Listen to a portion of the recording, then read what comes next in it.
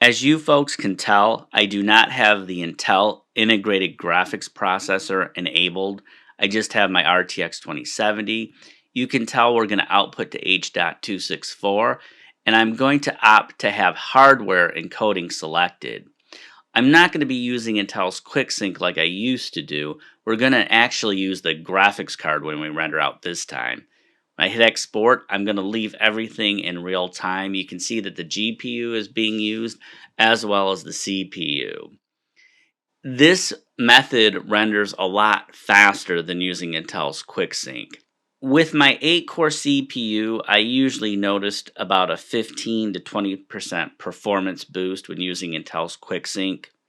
However, with this beta version of Premiere Pro using the graphics card, it renders 3 times faster than in software encoding mode.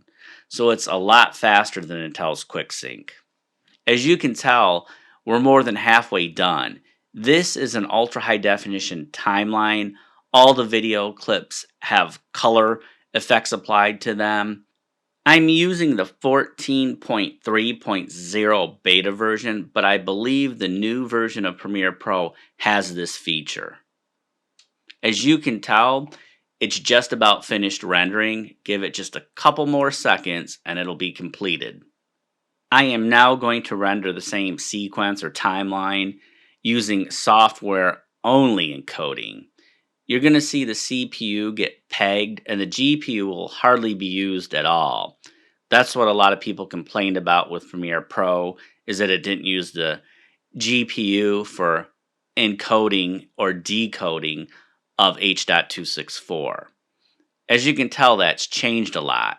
When I was in hardware only mode, you could tell it was almost about 50% done by now, where now we're only at about 12%.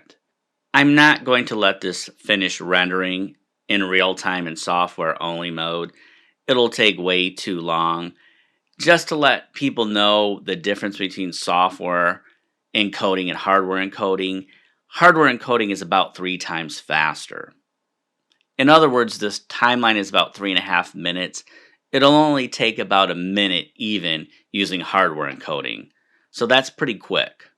Some of you can probably tell I went into the BIOS of my motherboard and enabled my Intel integrated graphics processor.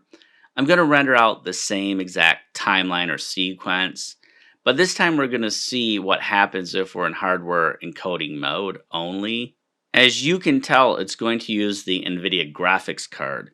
It will not give you the option to use Intel's QuickSync, even though I do have Intel's integrated graphics processor enabled. As you can tell, it's rendering super fast again.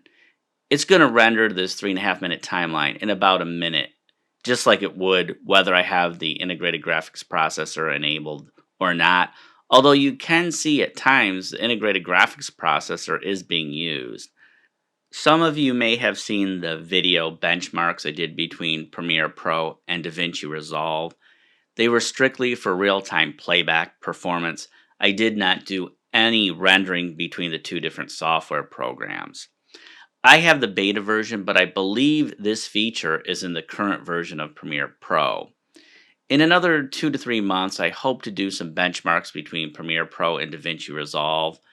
I can't do them right away because I have a lot of other projects I have to get to first, but it should be pretty interesting with this new feature that's going to be in Premiere Pro.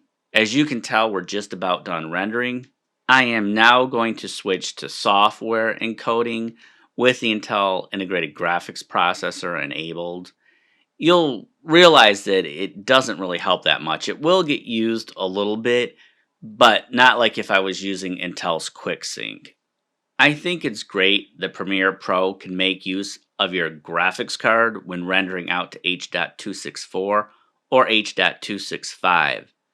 That being said, I want to stress that rendering is really just icing on the cake. You're going to put a lot more time and effort into setting up your video production, getting the audio just right, getting the lighting just right, and you're also going to put a lot more time and effort into the editing process. Rendering really is just icing on the cake. I want to let people know I like my i9 9900K and my RTX 2070 graphics card. That being said, I don't edit any faster from when I had my Haswell CPU in my GTX 1060. Sure, I can play more layers with more effects, and I can render a lot faster with my new system, but in the end, the editing process is pretty much the same. The video production process is pretty much the same. I think it's great that they added this new feature to Premiere Pro, but don't overestimate its value. With Premiere Pro, I can export out using Adobe Media Encoder and continue to work on another video project. As you can tell, in software only mode, it's taking a lot longer. The integrated graphics processor does get used a little bit here and there. I don't know why. It might kind of be a little bit of a glitch in the software. At this point in time, I'm not sure if I'm going to disable the integrated graphics processor or not. I don't think I'm really going to need it. I want to end this video by stating I'm not sure which graphics cards from AMD can make use of this new feature of Premiere Pro. I believe on the Nvidia side, it has to be a 1000 series card or higher. In other words, a GTX 1060 should work just fine, as well as an RTX 2080 Ti.